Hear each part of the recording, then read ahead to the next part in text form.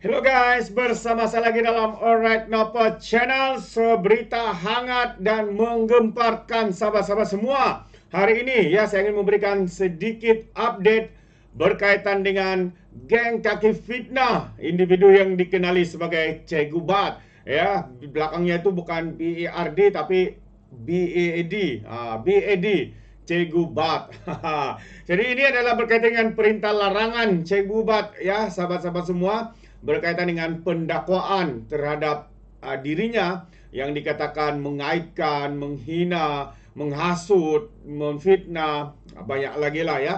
Dan jurulati dipenjarakan. Jadi dua perkara yang menarik ya untuk saya kongsikan bersama dengan anda semua. Yang pertamanya, Mahkamah tetapkan pada 20 Mei ini, maksudnya 3 hari dari sekarang, untuk yang membuat keputusan perintah larangan ya kepada Cikgu Bat ini daripada bersuara ataupun membuat ulasan ya berkaitan dengan pendakwaan yang sedang dihadapinya, sahabat-sahabat semua.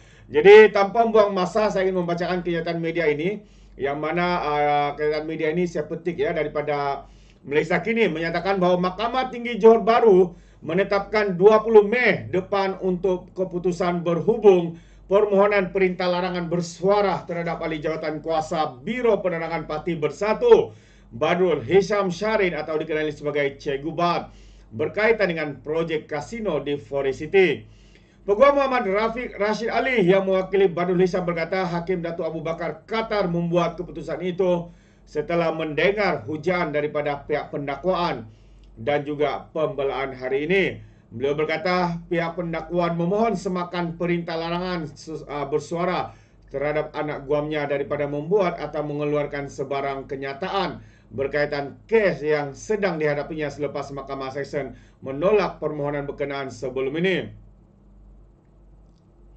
Hakim Mahkamah Seksyen sebelum ini telah menolak permohonan gag order itu, namun pihak pendakwa raya tidak berpuas hati dengan keputusan atau perintah hakim menolak perintah larangan. Jadi justru pihak pendakwa raya telah menulis di bawah Seksyen 2323 Kanun Prosedur Jenayah, yaitu prosedur semakan memohon Mahkamah Tinggi Johor Bahru dari ini untuk mengetepikan perintah itu dan memberikan gag order kepada Cikgu Bat.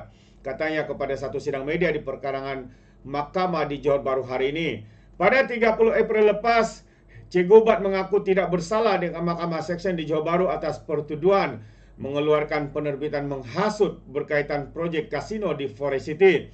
Beliau didakwa membuat penerbitan menghasut menerusi akaun Facebook miliknya dengan nama Cikgu Bat di Mutiara Villa Bukit Bintang, Kuala Lumpur 6 petang pada 26 April yang lalu. Mahkamah turut membenarkan Badrul Hisham diikat jamin 10,000 dengan seorang penjamin dan menolak perintah larangan bersuara yang dipohon untuk pendakwaan selain menetapkan 24 Jun depan untuk sebutan semula kes. Itu antara perkara dan kita harapkan larangan ini dapat diluluskan ya oleh pihak mahkamah khususnya ya, kerana kita tidak mahu ya isu ini terus menerus ya dipolitikkan ya, diulas dengan fakta yang salah khususnya daripada geng-geng caki fitnah ini.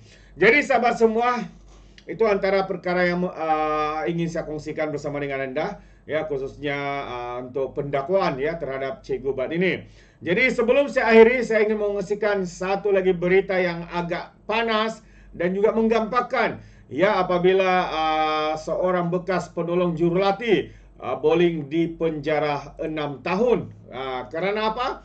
Kerana amang seksual, sahabat-sahabat semua, terhadap atlet-atlet yang terbabit. Jadi kalau kita lihat sekali lagi kenyataan media ini, seorang bekas penolong jurulati bowling dijatuhi hukuman penjara 6 tahun oleh Mahkamah Seksyen di Kuala Terengganu hari ini selepas didapati bersalah melakukan amang seksual fizikal terhadap seorang atlet sukan Malaysia Sukma 6 tahun lalu. Hakim Nuria Osman menjatuhkan hukuman tersebut selepas tertuduh Mat Saleh Jalani 61 tahun didapati bersalah di penghujung perbicaraan pada hari itu. Dan mengikut pertuduhan, dia didakwa telah melakukan amang seksual ke atas seorang remaja lelaki yang ketika itu berumur 14 tahun, 1 bulan di sebuah taman perumahan di Marang, Kelantan, sahabat semua, pada Mac 2018. Jadi kesalahan di bawah Seksyen 14D Akta Kesalahan-Kesalahan Seksual Terhadap Kanak-kanak 2017 yang memperuntukkan hukuman penjara tidak melebihi 20 tahun dan juga sebatan.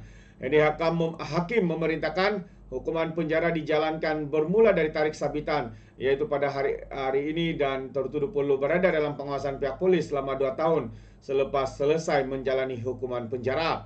Pendakwa dikendalikan oleh Nur Nabila Hanin Ayin dan tertuduh diwakili oleh Marliza Marzuki daripada Muhammad Hayatuddin & Sementara itu dalam kamar mahkamah sama, Noria menjatuhkan hukuman penjara 9 tahun dan 1 sebatan terhadap seorang penganggur kerana didapati bersalah atas 2 pertuduhan, yaitu merompak dan melakukan aman seksual ke atas seorang remaja perempuan 2 tahun lepas. Tertuduh Muhammad Zaruzi Zari 31 tahun dikenakan hukuman penjara 7 tahun ke atas kesalahan melakukan rompokan manakala penjara 24 bulan dan 1 sebatan kerana melakukan amang seksual.